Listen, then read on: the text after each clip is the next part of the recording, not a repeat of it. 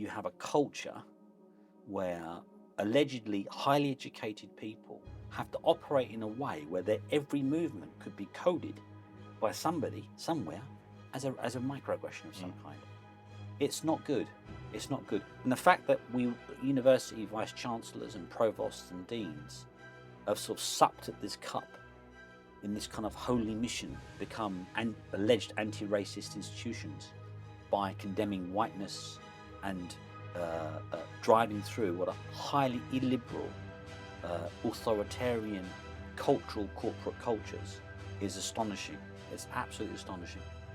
Coming up on British Thought Leaders, I sit down with Professor Doug Stokes, Director of the Strategy and Security Institute at University of Exeter. Doug talks to us about the recent passing of the Higher Education Freedom Law and what this means for our educational establishments. I don't think universities quite realise what's coming. I don't think I think that, you know the Roadrunner cartoon, the Wile E. Coyote goes off the hill, and he's still running, but he's got nothing underneath him. I think a lot of university VCs and leadership teams are at that stage. As well as the importance of the West finding courage in today's turbulent world. And if we don't rediscover our sense of self and identity and start to believe in ourselves, we are going to go under. We are going to go under, because ultimately any culture and society, if it's going to project itself or just exist, has to have a degree of self-confidence and a belief in itself. I'm Lee Hall, and this is British Thought Leaders.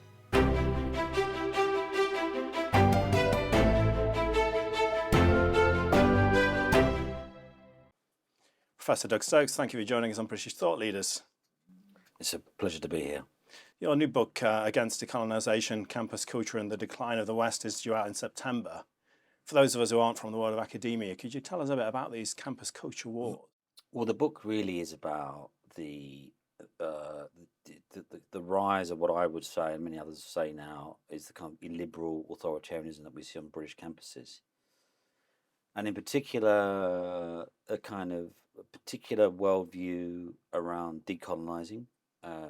And essentially it says, it draws on various theories. We can go into those theories if you want to, but kind of postmodern theories about the necessity to ultimately to deconstruct Western civilization, which is seen as fundamentally wrong, bad, evil. I'm obviously paraphrasing here, but I mean, that's some cutting a long story short. And it draws on a very specific history, a very sort of, like, I think, a very one-sided history. And so, and it draws on, as they sort of Foucault, Derrida. We can talk about those things if you want, but also people like Edward Said, who talks about Orientalism, and in particular makes kind of claims about knowledge and the role of knowledge and the way in which knowledge actively constructs the world. So it's less, if you think about power, it's not about you wield power over somebody else. It's more about the way in which discourses and ideological systems socially construct the world. So they almost bring into being, the way you see the world kind of affects the world and brings into being almost. So the argument ultimately is we need to deconstruct Western narratives, we deconstruct sort of science, objectivity and truth, which aren't seen as things in and of themselves or goods. They're seen as ultimately ideological categories that have been used to oppress people throughout the global south. So those are some of the big claims that they make, and then what's ultimately happened on British campuses is, especially after the sort of George Floyd killing, we've imported a lot of stuff from America, a lot of America's culture wars, pernicious issues around racism, structural racism, and then kind of very sort of also discourses around whiteness and the perfidious, malign nature of whiteness. And then these have been infused by university bureaucracies, taken up by university technocrats in a sort of new alleged anti-racist drive. And then it's kind of become institutionally hardwired throughout the British university system, which has all kinds of ramifications for pluralism, equality, fairness, and academic freedom, essentially. If you think that universities, in an ideal world at least, are the kind of the main drivers of human progress, you know, ideas are germinated and tested, and, you know, scientific revolutions and, you know, innovations and stuff like that. So the value bedrock upon which those things take place is is academic freedom, right? Mhm. If you don't have the capacity to challenge orthodoxy, then you stagnate, you stay still, you don't advance. And so when these ideas have been taken up and enforced and pushed down by university bureaucrats onto academics, it has a very strong chilling effect.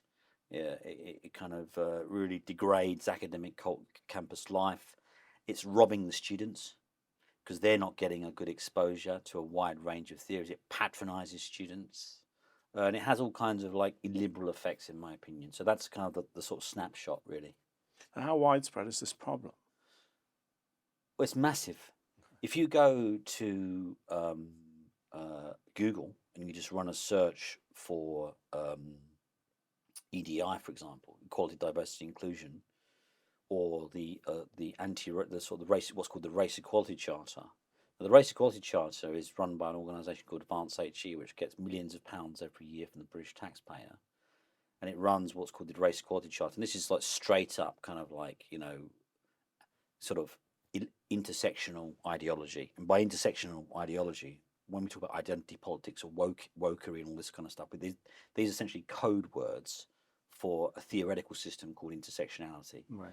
Intersectionality basically is essentially, it says the individual doesn't matter. What matters ultimately are the immutable identity characteristics of groups. So the color of your skin, your sexuality, or your gender, or your self-identification, that kind of thing. And so it places primacy on group identities. And so the Race Equality Charter that's been run by Advance HE. So if you go to Google and run a search for the Race Equality Charter, you'll literally pull up hundreds of universities and have literally cut and pasted what that says. We need to decolonize the university systems. Universities are fundamentally based on white supremacy. Whiteness is ubiquitous across the university system. It has to be deconstructed. Non-white students are being radically discriminated against. This is all fantasy stuff, by the way. If you look, if you get the book, it comes out in September. It goes over all these arguments, but also all the data. If you look at our universities, they're incredibly progressive institutions insofar as they're kind of very diverse. So there's an over-representation of black and minority ethnic staff and black and minority ethnic students across the university sector. You look at the incidences of over racism, they're statistically insignificant. They practically don't exist. So how then do they sort of justify this ubiquitous narrative of white supremacy and racism? They go down, and this is where it becomes very illiberal, the path of subjectivity. So it's no longer, 40, 50 years ago, you would have had very overt racism, perhaps, racist violence, all that horrible stuff. Okay. Luckily, we managed to drive a lot of that out of our society. Okay. So now, how do these what some people Shelby still calls race grifters? How do these people then justify the money they make to sell these solutions to universities? How do they justify these ideas? They go down the subjectivity route. So now it's about microaggressions. So essentially, you're racist, and this is literally. So for example, one of the main concepts that's used to make the argument that universities are characterized by overt racism is the ubiquitous nature of microaggressions. Now, what's a microaggression? Literally, these are some of the examples that they give. The way you stand, the way you talk. If you raise an eyebrow when you're talking to a non-white student, that could be coded as a racial microaggression. Really? Yeah. So you can think about this, right? So that's how far we've gone. Essentially, it's kind of Orwellian. It's policing the way you think, the way you stand, the way you carry yourself. If you raise an eyebrow, Stephen Toop was the former VC at Cambridge. He left under a bit of a cloud for a variety of reasons, not least of which he introduced an anonymous portal where staff and students could report other staff and students to the university authorities for these racial microaggressions. Essentially, it's so amorphous, so subjective, that everybody's a target. Everybody has a massive target on their back, essentially. And therefore, then it can become weaponized by activists. But also then, what does that introduce to our campuses? Whereby you have a culture where allegedly highly educated people have to operate in a way where their every movement could be coded by somebody somewhere as a microaggression of some kind. It's not good. It's not good. And the fact that we university vice chancellors and provosts and deans have sort of supped at this cup in this kind of holy mission, become alleged anti-racist institutions by condemning whiteness and driving through what are highly illiberal, authoritarian corporate cultures is astonishing. It's absolutely astonishing. The Higher Education Freedom Bill was passed recently. Is that going to be an antidote to some of this? Well, I think this is an ongoing debate. So essentially, myself and a handful of others, I think some of whom you may have had in the studio, in fact, and working with various civil society organisations and ministerial teams and special advisors and other organisations, have helped to sort of really craft and push this legislation through. And so it's a great moment in the sense that we've now got this new higher education academic freedom bill, and so it will change ultimately the kind of the broader regime within which UK universities now need to work. And so what it does, it places a positive emphasis and a positive duty on all UK English and Welsh universities to actively promote academic freedom, right, and freedom of speech. Now, if we think about it, some of the greatest accelerants to human liberation and to human dignity and to human freedom have been freedom of speech, right? Freedom of speech. So this is a great thing in terms of recentering universities back to ultimately where they need to be. I think that there will have to be some other elements attached to it.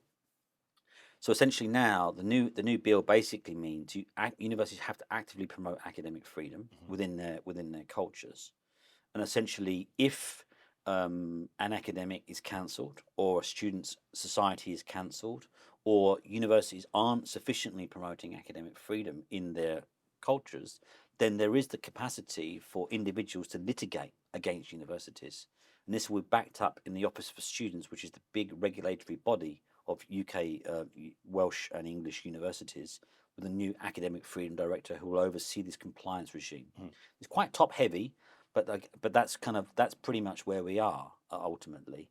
So I would hope that new regime, that new legal regime and compliance regime, will really switch universities back to pluralism, equality of opportunity, and an emphasis on human dignity.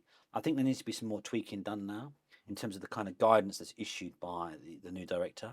And I think that we need to really think about how the work that equality, diversity, inclusion teams do in universities is sort of what the data actually says about representation of young men versus young women, what the data shows in terms of the representation of different groups within universities, and really hone down on that and look at equality, make equality the cornerstone of that, equality of opportunity, the genuine data-led equality of opportunity cornerstone of that, and then how that sits as subordinate to a much bigger value of pluralism and academic freedom and open inquiry, basically, because that's ultimately what drives humanity forward. That's what helps to stop discrimination. That's what helps to open us up. Do you think we're at a turning point for academic freedom with this bill going through? I do. Yeah, I do. I don't think universities quite realise what's coming. I don't think they I think that you know the Roadrunner cartoon and the Wile E. Coyote goes off the hill. Yeah, it's kids and he's still running, but he's got nothing underneath him. I think a lot of university VCs and leadership teams are at that stage where the environment will change, and I think that it will be quite a strong compliance regime. I hope it will be a strong compliance regime. I don't think it will take that much to swing universities round to defending those kind of values. You're already seeing a lot of VCs now and the university leadership teams coming out and producing their own statements. I think the University of Kent have done that. Louise Richardson, formerly at Oxford, did some really excellent work on that. So I'd like to think that universities would just put their houses in order. But I think that with the guidance, if they don't, then I mean, in the most extreme cases, you could even see deregistration of some universities. I don't think it will come to that, but I do think that universities now, what they need to do is they need to really look at the legislation, work out what that means, and put in place their own internal compliance bureaucracy. As much as I hate bureaucracy, and I genuinely hate bureaucracy, I think a lot of it just holds humans back. But to sort of tweak the culture, and then how they inculcate pluralism, equality of opportunity, free inquiry, and the sort of the relentless pursuit of truth. I think that's what they need to do now. So I think they will swing round, but whether it takes some big highlight cases to do that and some examples to be made, maybe not. I hope not, but that might be the case. But I do think that they need to sort of work it out pretty quick. Are we seeing a kind of change in the world dominance now, with the US kind of going down and the BRICS countries rising up? Well, we're definitely seeing the rise of, if you want to look at the last 20, 30 years, you've definitely seen the massive rise of East Asia. So a massive success story, ultimately, for humanity has been the rise of East Asia, and China in particular, in relation to the development of a kind of middle class and much better standard of living. I think if you look at just after the Cultural Revolution, China had living standards comparable to sub-Saharan Africa. Tumult, civil war, so there's been a massive rise of China. That's the big story, really, and a sort of shift in demographic and economic power to a more multipolar international system, for sure. So if you want to think about world order, right? So you've got different levels to it. So economically, we're definitely now living in a more multipolar economic world order, where China is becoming much stronger, much more dominant. Although it has elements to it that hold it back quite significant, and we can come on to that if you want in a bit. And so, economically, relatively speaking, the US has kind of declined relative to China. There's no doubt about that. But also militarily, like 10 years ago, maybe less so. But now we are also seeing the development. I mean, the US is still massively dominant militarily. You're seeing that for example, in its support of Ukraine. It is the sort of first among equals amongst numerous security alliances. NATO being the most obvious example in Europe, the US-Japan Security Pact. It has its sort of strategic ambiguity towards Taiwan. So it still sort of remains very strong, has an incredible military. I mean, the US does war really, really well. I know you wouldn't say that in relation to Iraq and Afghanistan, but it has incredible capacity. So, but China is also now developing sort of strong capacity too, militarily. So you're definitely seeing a rising China and economically declining US. But then there are other factors around that too. So, for example, although China is rising pretty quick, it also has a number of problems. So I think one of the most obvious ones is the sort of demographic decline. Right. I think at the moment the Chinese population is about 1.4 billion, and by 2025 it starts to go into sort of precipitous decline as a result of the one-child policy. So I think projected by 2050 is about 700 million. So that's a radical drop in the Chinese population, where you'll have a lot of older Chinese people and not many young Chinese people. So you have that going on. You then also have a very interesting sort of elements in the Chinese economy. So, for example, there's been East Asian in particular tend to save. In the West, we have a very sort of debt-orientated economy. In East Asia, they tend to save more. But if you're saving money, you have to put that in somewhere where you're going to make money, right? And so there's been the kind of various bubbles, in particular sort of property bubbles in China. So you have these kind of ghost cities that are thrown up. They blow them up, So that there are kind of some degree of economic contradictions in China too. And so especially after Tiananmen, the deal really was from the CCP is sort of don't rock the boat politically, but we'll look after you economically. And then when China went into WTO in 2001, that really, really took off. It had access to massive markets, the West got huge amounts of manufacturing capacity. It's one of the ways we kept inflation so low over here, because the Chinese were making these things very cheaply. So you got all those things going on, but then also China lives in a very sort of tough neighborhood. If you think about America, so it's got Canada and Mexico, no existential threat there. It's got two massive moats, the Pacific and the Atlantic on either side.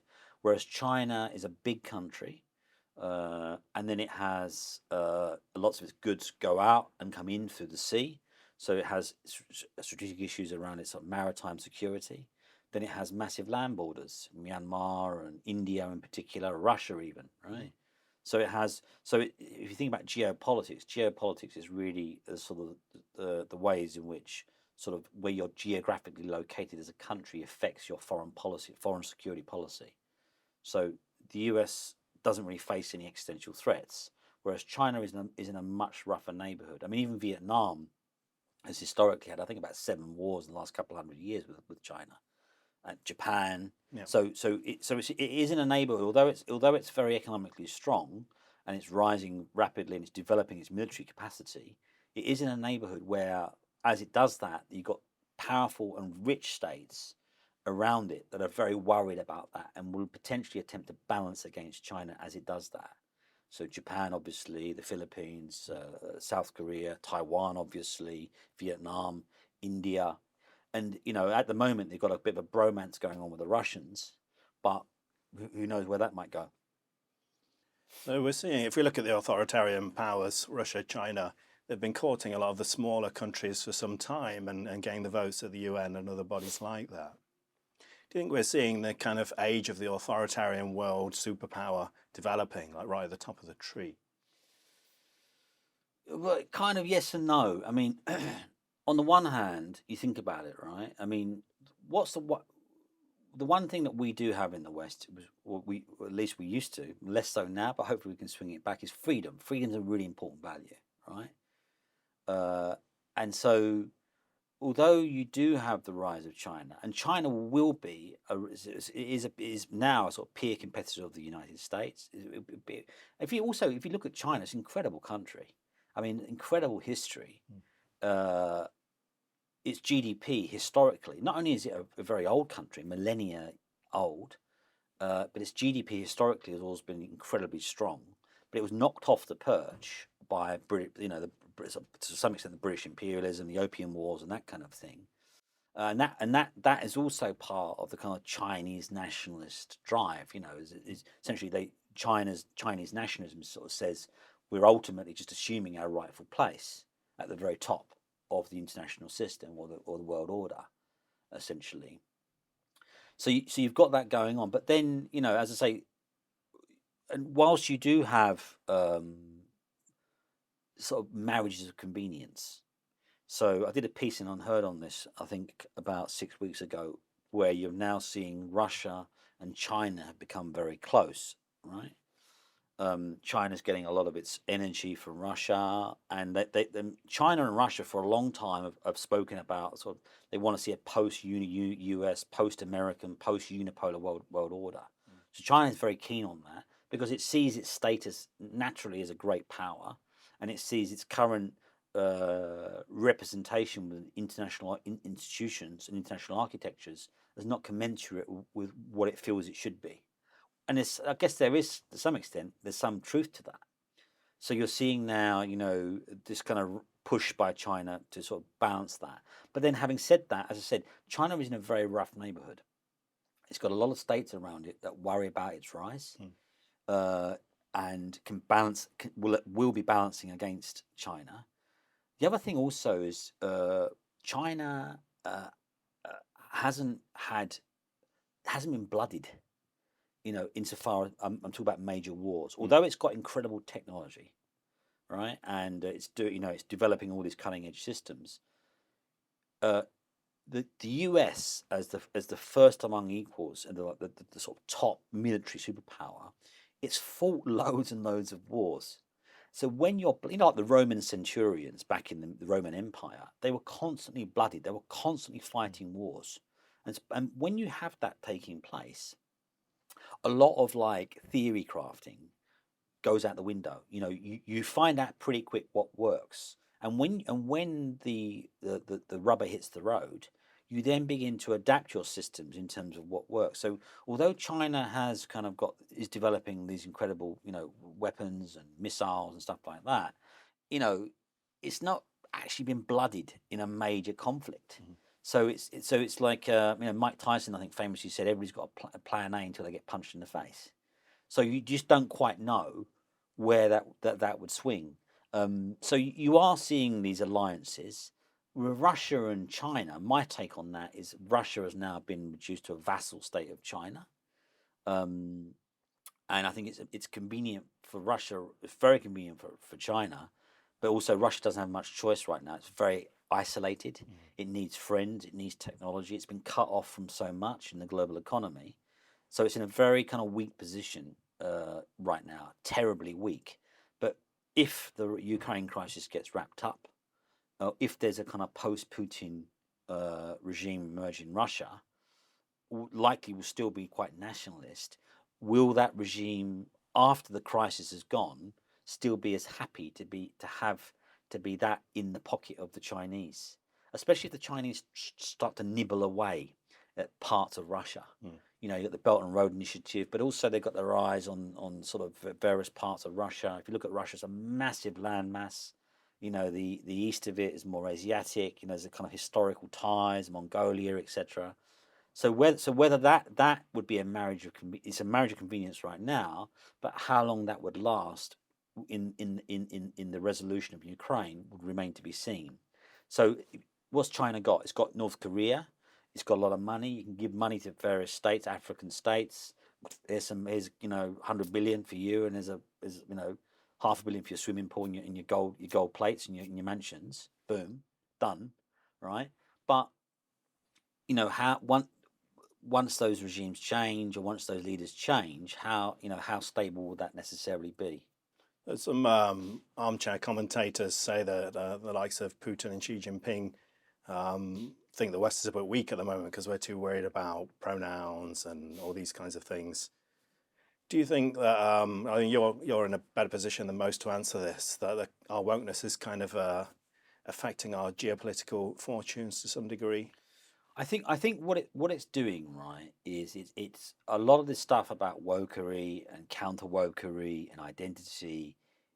It absorbs way too much of our cultural bandwidth, right? If we think about it on civilizational terms, what are the big issues here? And the big issues really are about the rise of China. Not necessarily a bad thing necessarily, but we have to think about that. If we think that we have an institutional architecture in world order that kind of is largely emergent from the Second World War, so Bretton Woods institutions, United Nations, NATO, etc. But in the context of that, you have a rising global South. You have states that don't want to overturn that order, and then what does that mean for international conflict? So we can sit here and talk about these, but that's the bigger existential stuff going on right now, and so I think that a lot of the stuff. I think it's an absolute failure of responsibility that our major cultural institutions like the BBC and others don't cover this more, and they do pump out what is absolutely, in my opinion, absolutely sort of cultural garbage and dalliance. And most of it, by the way, is imported from America. You look at, look at our race relations, look at our attitudes towards race and discrimination. I mean, it's completely anti-discriminatory norms and laws. It's nothing like America. I grew up in one of the most multiracial, multicultural parts of London for 25 years. If you go to America, you go to, it is quite racially segregated. You go to a hotel in San Francisco. I did it about 10 years ago in San Francisco. I've been there since then, but I'll just give an example of this. You do a left, and it's really poor, and it's very black. You do a right, and it's much richer and very white. It's like, and that as a kid from Hackney, where it was all black and white and everything living together, and all pretty much poor. That was really jarring, right? But that's not. But that we shouldn't have imported that stuff over here, and play it out as if that's our cultural story. It's not our cultural story. So, and the fact that the institutions like the BBC that don't ultimately have any democratic controls because they just, given a massive subsidy, or even by the market, there's no democratic. People don't have a choice. They can't just switch it off. I don't want to watch that anymore. It just goes under. I think that's a massive failure. So I think that there are big issues around kind of technology, the rise of AI, geopolitical competition, changes in world order that really are civilizationally defining and existential. And so all this kind of dalliance and talk, that's why I wrote the book, because it's ultimately it was trying to say, well, this is what the data actually says. This is what it shows. We're in a pretty good place, right? But if we don't get off this culture war stuff, if we don't kind of start thinking about these bigger issues and start to realize that what we've got in the West is pretty unique. It's a pretty, as an institutional, system in terms of human freedom and human agency and human dignity. It's pretty unique. It's pretty good. People vote with their feet in their millions to come here, to be here, right, from all over the world, right? It's pretty good, but that rests on an institutional architecture that's under massive strain and massive creep. And if we don't rediscover our sense of self and identity and start to believe in ourselves, we are going to go under. We are going to go under because ultimately any culture and society, if it's going to project itself or just exist, has to have a degree of self-confidence and a belief in itself. If it's constantly being deconstructed and pulled apart and endlessly denigrated, you're wrong, you're bad, you're evil, you're immoral, your history's bad. You see what I mean? Mm. You're dead in the water. I mean, if it was a story where it's a contested story, well, you say this, but there's history as well, or we should look at the future and move together forward. That's fine, but you don't get that. There's no absolution. There's no resolution. It's just an endless kind of psychodrama of self-flagellation, driven by, in my opinion, idiotic white, often upper middle class idiots in our institutions. I'm sorry to say that, but it invariably is very privileged people that haven't lived the lives the vast majority of ordinary people in this country have. I mean, you've got privileged academics, right, talking about whiteness and the white supremacy, and literally just down the road on council estates, you've got people living in abject poverty. Put your money where you're supposed to be a socialist, right, or a left winger. Put your money where your mouth is. Stop all the jibber jabber on the campuses and the nice pret-a-mangers and the nice classrooms. Go down the road, only 400 meters down the road, and go to that council estate and go and talk to that single mum there with 3 kids, husband's dead or whatever. Yeah, don't tell them about their white privilege. It's disgusting. And unfortunately, I do honestly think that universities need a massive, sharp shock. Where they've gone ideologically and the kind of casual nature of this stuff is disgusting. You used a line that's been said many times on this show about culture imported from America that's really damaging our society. How do we stop that?